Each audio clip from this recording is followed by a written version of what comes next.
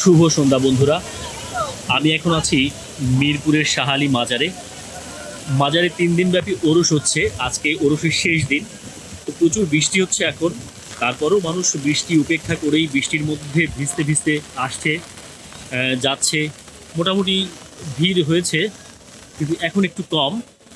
প্রচুর বৃষ্টি হচ্ছে আর বাতাস সেই সঙ্গে। যারা বিভিন্ন এলাকা থেকে এসছেন, বাংলাদেশের বিভিন্ন জায়গা থেকে আসছেন, তারা তাঁবু টাঙিয়ে তাঁবুর ভেতরে কোনো মতো গুটিসুটি মেরে তাদের যে ধর্মীয় কর্মকাণ্ড সেগুলো তারা করছেন। তো যাই হোক, আপনারা জানেন যে বাংলাদেশের একটা সম্প্রদায় চায় না যে মাজার টিকে থাকুক। তারা মাজারের উপর হামলা চালায়। গত বছর 5ই আগস্টের পর থেকে 2 শতাধিক মাজারে হামলা চালিয়েছে, বিভিন্ন জায়গায় মাজার ভাঙচুর করেছে, বাদ্যযন্ত্র ভাঙচুর করেছে, মাজারপন্থীদের মারধর করেছে। তো যাই হোক, এর মধ্য দিয়েও মাজারপন্থীরা টিকে আছে, তারা তাদের কর্ম পালন করছেন। আমার কথা হচ্ছে, আমি বিশ্বাস করি না, ব্যক্তিগতভাবে আমি কোনো ধর্মে বিশ্বাসী নই, কোনো অলৌকিক ঈশ্বরে বিশ্বাসী নই। কিন্তু কেউ যদি ধর্ম পালন করতে চায়, অবশ্যই তার স্বাধীনতা আছে। তো মাজারপন্থীদেরও ওই অধিকার আছে তাদের ধর্মকর্ম পালনের। আপনি আপনার পন্থায় করবেন, মাজারপন্থীরা মাজারপন্থীদের পন্থায় করবে। কেউ কাউকে আমরা বাধা দিতে পারি না। তো দুর্ভাগ্যজনক হচ্ছে, আমাদের এখানে একটা শ্রেণী শুধু চায় যে তাদের আদর্শই টিকে থাকবে, বাকি কিছুই টিকে থাকবে না। আর আমি ব্যক্তিগতভাবে আমার মাজারে আসতে ভালো লাগে, কারণ এখানে এলে নানা ধরনের জীবন দেখা যায়, নানা ধরনের মানুষ দেখা যায়, কালারফুল। ধনী দরিদ্র নানা শ্রেণীর মানুষ এখানে আসেন। তো আমার মানুষ দেখতে ভালো লাগে, এজন্য আমি বিভিন্ন মাজারে বাংলাদেশে যেখানে যাই, আমি মাজারে মাঝে মাঝে যাই।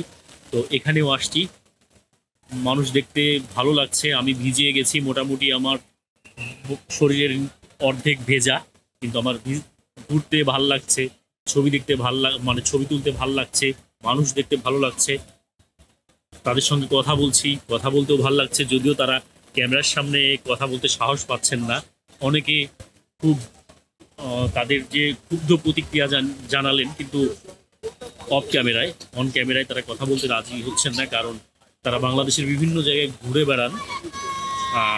সেক্ষেত্রে তারা মোল্লাদের মারধরের শিকার হতে পারেন, এই জন্যই তারা কথা বলতে চাচ্ছেন না ক্যামেরার সামনে। কিন্তু ক্যামেরার বাইরে তারা তাদের ক্ষুব্ধ প্রতিক্রিয়া জানিয়েছেন, তাদের উপর আক্রমণের প্রতিবাদ হিসেবে।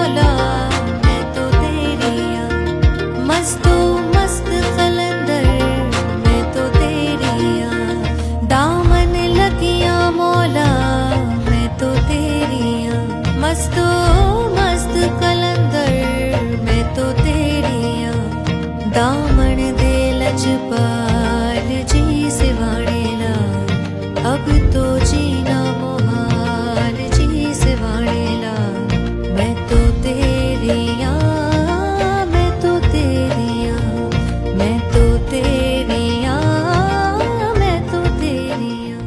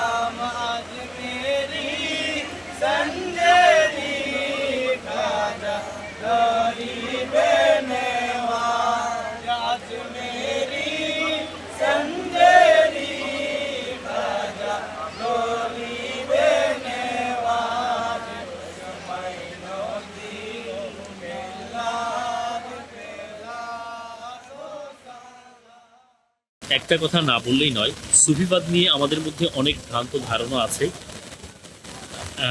আমাদের নগরে অনেক সুফিবাদী জিহাদি সুফিবাদী বণিকের আগমন ঘটেছে। তো তারা বলতে চায় যে সুফিবাদ খুবই শান্তিপূর্ণভাবে মানে তারা বলতে চায় খুবই শান্তিপূর্ণভাবে আমাদের এই অঞ্চলে বা এই বাংলায় ইসলাম প্রচার হয়েছে। ডাহা মিথ্যা কথা, ইতিহাস বিকৃতি। কারণ ম্যাক্সিমাম সুফি যারা প্রথম দিকে আসছেন তারা জিহাদ করতেই আসছেন, তারা অস্ত্র হাতে আসছেন, জিহাদে অংশ নিয়েছেন। সিলেটের শাহজালাল তিনিও যুদ্ধ করতে আসছিলেন। তো তিনি এখানে রাজা গৌর গোবিন্দকে পরাজিত করে ইসলাম প্রচার করেন, অনেক নিপীড়ন করেছেন, কিন্তু পরবর্তীকালে তিনি সুফিবাদ প্রচার করেছেন এবং একজন ধর্মীয় গুরু হিসেবে প্রতিষ্ঠা পেয়েছেন। যাই হোক, সুফিবাদের শুরুর দিকের ইতিহাস এরকমই নির্মম, হত্যার, লুণ্ঠনের। কিন্তু পরবর্তীকালে ভারতবর্ষের ধর্মীয় আচার আচরণ বা ধর্মীয় দর্শনের প্রভাবে সুফিবাদ শান্তিপূর্ণ হয়েছে। এখন সুফিবাদ পুরোপুরি শান্তিপূর্ণ বলা যায়। তাদের মধ্যে তারা কাউকে আঘাত করে না, তারা হানাহানি মারামারিতে নেই, নিজেদের মতো থাকে, ধর্মীয় রীতিনীতি পালন করে, গান বাজনা করে। আমার কথা হচ্ছে ধর্ম এভাবেই টিকে থাকে। সুফিবাদ একসময় খারাপ ছিল, এখন ভালো হয়েছে। তো ধর্মগুলো এভাবেই টিকে থাকুক, ভালো হয়ে টিকে থাকুক, একে অন্যের প্রতি একে অন্যের মতবাদে আঘাত না দিয়ে ধর্মগুলো টিকে থাকুক। যাই হোক, প্রচুর বৃষ্টি হচ্ছে, আমি ভিজে গেছি। তো আজকের মতো বিদায় নিচ্ছি। ভালো থাকবেন সবাই, ধন্যবাদ।